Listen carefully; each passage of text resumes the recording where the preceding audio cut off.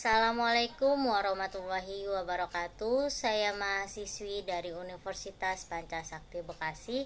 Sebelumnya perkenalkan, nama saya Siti Nur Hanifah dengan NIM 1872250003. Yang terhormat Ibu Sintia Anissa RPM MPDE. Di sini saya ingin mempresentasikan tugas UTS mata kuliah Ekonomi Koperasi dan UMKM.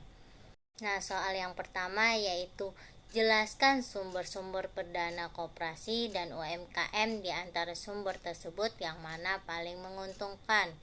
Nah, contohnya misalkan tabungan pribadi untuk perdana koperasi lebih menguntungkan dari segi keuntungan usaha karena tidak membayar bunga pinjaman. Yang kedua yaitu pinjaman keluarga. Perbedaan koperasi dan UMKM dari pinjaman keluarga cukup membantu pengembalian, mungkin bisa jangka panjang dan persyaratan tidak terlalu banyak meskipun memakai bunga pinjaman tetapi tidak terlalu tinggi bunganya. Yang ketiga yaitu pinjaman dari bank. Pendanaan koperasi dan UMKM dari bank selain membayar bunga dan kita juga punya tanggungan dan jaminan. Nah, yang keempat, pinjaman dari lembaga keuangan bukan bank. Pendanaan koperasi dan UMKM dari lembaga keuangan biasanya meminta jaminan seperti barang berharga.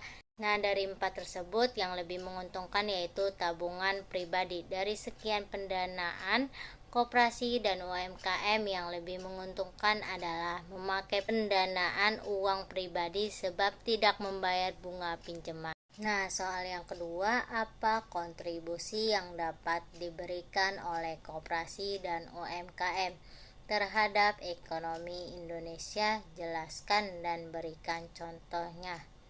Nah, jawaban saya sendiri yang pertama yaitu adanya kontribusi koperasi dan UMKM akan mengurangi angka kemiskinan, mengurangi jumlah pengangguran. Yang kedua, kontribusi koperasi dan UMKM bisa meratakan perekonomian masyarakat. Dengan adanya koperasi dan UMKM, kesempatan berusaha lebih banyak. Nah, soal yang ketiga, menurut saudara, apa saja faktor penghambat perkembangan UMKM? Nah, menurut saya sendiri ada 3 faktor penghambat pengembangan UMKM. Yang pertama, minimnya sumber daya manusia atau SDM.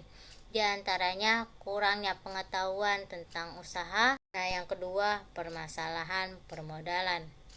Karena selain keterbatasan modal sendiri dan pinjaman dari sumber pendanaan terlalu banyak persyaratan. Yang ketiga, minimnya pengetahuan manajemen usaha.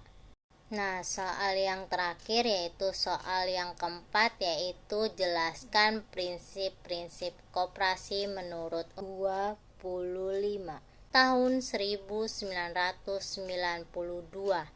Koperasi melaksanakan prinsip koperasi sebagai berikut menurut Undang-Undang Nomor 25 tahun 1992. Yang pertama, keanggotaan bersifat sukarela dan terbuka. Yang kedua, pengelolaan dilaksanakan secara demokratis. Yang ketiga, pembagian sisa hasil usaha dilakukan secara adil sebanding dengan besarnya jasa usaha masing-masing anggota. Yang keempat, yang terakhir, pemberian balas jasa yang terbatas terhadap modal. Sekian presentasi dari saya. Jika saya ada salah kata, mohon dimaafkan. Wabillahi taufik walhidayah. Wassalamualaikum warahmatullahi wabarakatuh.